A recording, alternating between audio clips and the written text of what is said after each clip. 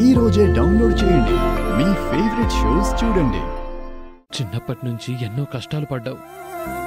ఇన్నాళ్లకి ఆ దేవుడు కరుణించి ఇంత గొప్ప ఇంటికి కోడలివయ్యావు. అంత మంచి భర్తకి భార్యవయ్యావు. అంతా బావుందనుకుంటున్న టైంలో అన్ని వదిలేసి వెళ్తానంటున్నావేంటి? ఏమైందమ్మా?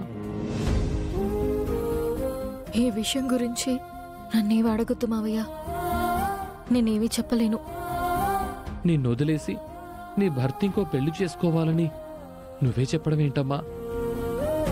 ఏ ఆడపిల్లైనా ఇలా చెప్తుందా? నీ భర్త మంచోడు కాదంటే నువ్వు వదిలేయాలి. మీ అత్తమామలు చెడ్డోళ్ళైతే వదిలించుకోవాలి. కానీ అందరూ బాగుంటుంటే ఇంకా నువ్వు దేనికమ్మా భయపడుతున్నావు? దయచేసి నన్నేవి అడక్కు మావయ్య. నేనిక్కడ ఉండకూడదు, వెళ్ళిపోవాలి. అసలు ఎక్కడికి వెళ్తావు? తెలీదు. మొదటిసారి నీ మీద కోపం వస్తుందమ్మా. చిన్నాళ్ళు దేవుడు నిన్ను కష్టపెట్టాడు అనుకున్నాను, కానీ ఇప్పుడు నువ్వే దేవుడు లాంటి మనుషుల్ని కష్టపెడుతున్నావు. తప్పు చేస్తున్నావు తల్లి. నీ చేతులారా నీ జీవితాన్ని, భవిష్యత్తుని నాశనం చేసుకుంటున్నావు. ఏం చేయాలో అర్థం కావటం లేదే. అమ్మే బతుకుంటే ఏదైనా చేసి ఉండేది. నేనేం చేయను.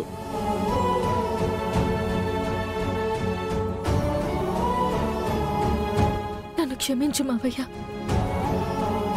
నా మంచి కోరే వాళ్ళని నేను బాధ పెడుతున్నానని నాకు తెలుసు, కానీ నాకు వేరే దారి లేదు. గౌతమ్ గారిని, ఈ కుటుంబాన్ని కలపాలంటే ముందు నేను ఇక్కడి నుంచి వెళ్ళిపోక తప్పదు.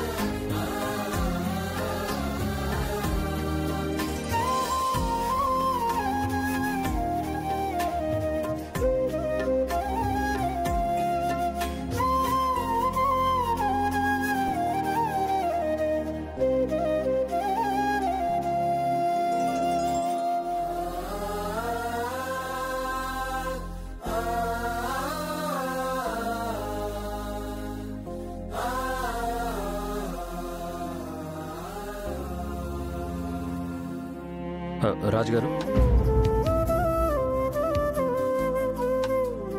ఏంటి రాజుగారు పరిస్థితి? నేను భోజనం తీసుకెళ్లాను బాబు, కానీ అహల్య అలాగే మొండిగా ఉంది. మీరే ఎలాగైనా తనతో 4 ముద్దలు తినిపించాలి. మీరు వరి అవ్వకండి, నేను చూసుకుంటాను. బాబు బాబు అది పిచ్చేది బాబు. ఏదో ఆవేశంలో అలా మాట్లాడింది. తనని మీరు వదిలేయకండి. తను నా ప్రాణం కంటే ఎక్కువ రాజుగారు. అలా ఎలా వదిలేస్తాను?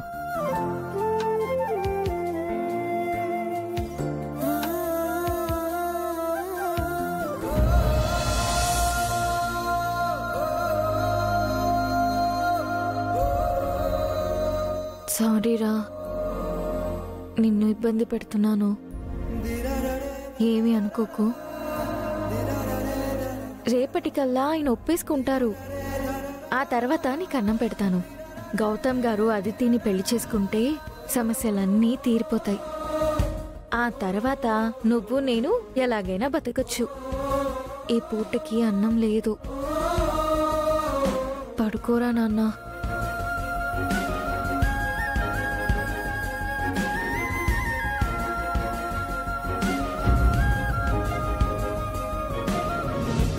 ఇంతసేపు ఎక్కడికి వెళ్ళారండి?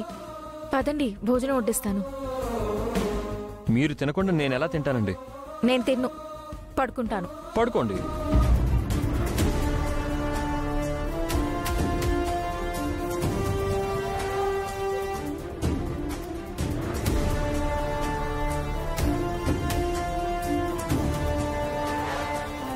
ఇదేంటి? ఏమండి, మీరు కింద పడుకుంటున్నారా? అవును, ఇక నుంచి కిందే పడుకుంటాను.